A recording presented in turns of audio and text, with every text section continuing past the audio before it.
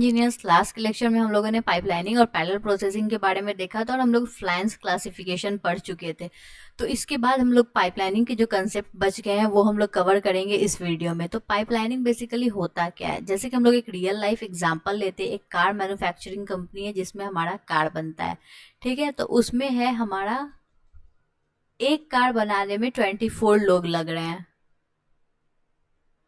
कोई हमारा इंजन का काम, 8 लोग इंजन का काम कर रहे हैं, 8 लोग फ्रेम का काम कर रहे हैं और 8 लोग ओवरऑल प्रोसेसिंग देख रहे हैं, ठीक है।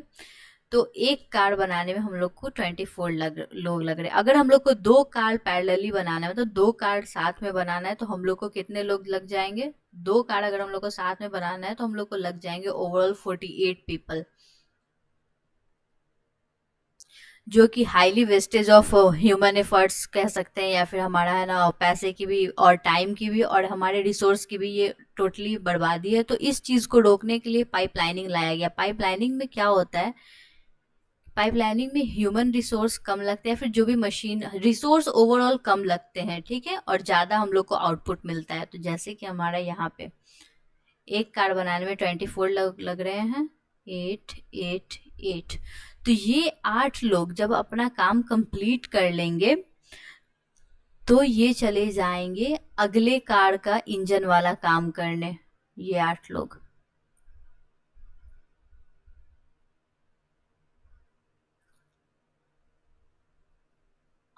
फिर ये जब ये 8 लोग इंजन का काम कंप्लीट कर लिए, फिर ये वाले लोग जब फ्री होंगे तो फिर वो आ जाएंगे इसका फ्रेम का काम करने। तो हमारा ये रहा, ये और फिर ये 8। और फिर जब ये 8 लोग फ्री हो जाएंगे तो ये आ जाएंगे हमारा यहाँ 8 8 8।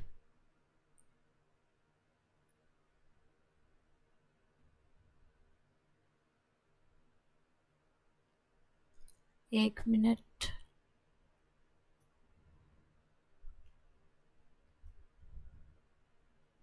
तो ओवरऑल हम लोगों ने यहाँ पे क्या देखा, ओवरऑल हम लोग देख रहे हैं कि हम लोग कितने कार बना लिए, हम लोग 4 कार्स बना लिए, जिसमें हम लोग अगर ये इंजन वाले जो 8 लोग काम कर रहे थे उनका इंजन का काम कंप्लीट हुआ तो वो अगले कार में इंजन का काम करने आ गए हैं। जो 8 लोग फ्रेम का काम कर रहे थे उनका फ्रेम का काम कंप्लीट हो गया तो वो अगले कार में फ्रेम का काम करने आ गए।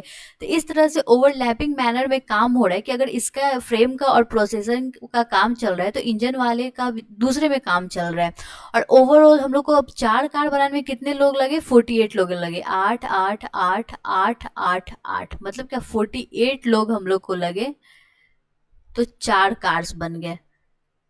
लेकिन यहाँ 48 लोग लग रहे थे तो 2 ही कार बन रहे थे। तो इसी को पाइपलाइनिंग कहते हैं। मतलब क्या कि पाइपलाइनिंग की हेल्प से, ये है with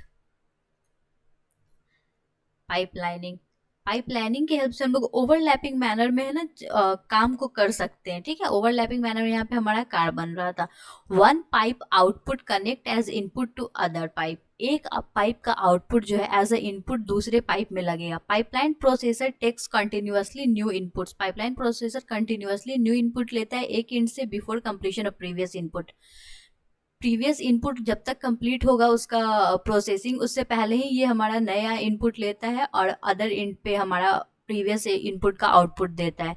the definition state that insert the new input, वो स्टेट जो कि नया इनपुट इंसर्ट करता है पाइपलाइन में, और stage before completion of previous input that means new input execute along with the old input. मतलब कि हमारा न्यू इनपुट जो आया है वो और ओल्ड इनपुट जो है हमारा, जो ये कंप्लीट भी नहीं होता है और इसका एग्जीक्यूशन शुरू हो जाता है। ओवरऑल ये यही कहना चाह रहा है।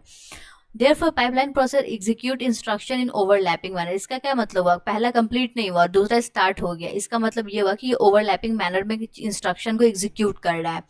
Non pipeline processor takes one input, non pipeline processor क्या करता है, एक बार में एक इनपुट लेता है, उसको कंप्लीटली एग्जीक्यूट करता है और तब तक वो दूसरा इनपुट नहीं लेता जब तक पहला वाला अच्छे से एग्जीक्यूट ना हो जाए, कंप्लीटली एग्जीक्यूट ना हो जाए।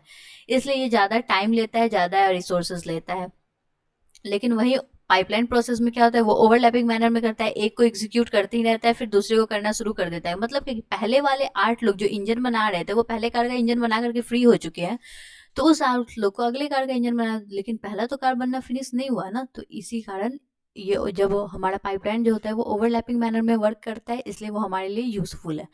Overlapping execution we can understand from space time diagram. हम लोग स्पेस डायग्राम, ये है स्पेस और टाइम डायग्राम, और इससे हम लोग समझते हैं ओवरलैपिंग। तो ये है हमारा स्टेजेस और ये है हमारा साइकिल। मतलब पहले साइकिल में इतने सारे स्टेज कवर हो गए, दूसरे साइकिल में इतने सारे स्टेज कवर हो गए, तीसरे में इतने। अगर हम लोग ओवरलैपिंग मैनर में नहीं चलाएंगे तो पहले साइकिल में सिर्फ ये स्टेज कवर होता। तो सक्सेसफुल पाइपलाइन प्रोसेस जो होता है उसका साइकिल पर इंस्ट्रक्शन जो होता है 1 होता है। ये हमारा साइकिल पर इंस्ट्रक्शन। उसके बाद है हमारा डिजाइनिंग ऑफ पाइपलाइन। पाइपलाइन किस तरह से डिजाइन होता है, तो 2 इंड होते हैं, एक इनपुट इंड होता है, दूसरा आउटपुट इंड होता है, और इन दोनों इंड के बीच में मल्टीपल पाइप्स या स्टेजेस जो होते हैं वो कनेक्ट होते हैं। जैसे ये हमारा 4 स्टेज पाइपलाइन प्रोसेसर है, तो इसमें हमारा इनपुट का ये है और आउटपुट का यहाँ है, और इसमें हमारा मल्टीपल स्टेजेस कनेक्टेड है। That's all for this video. Thank you for watching.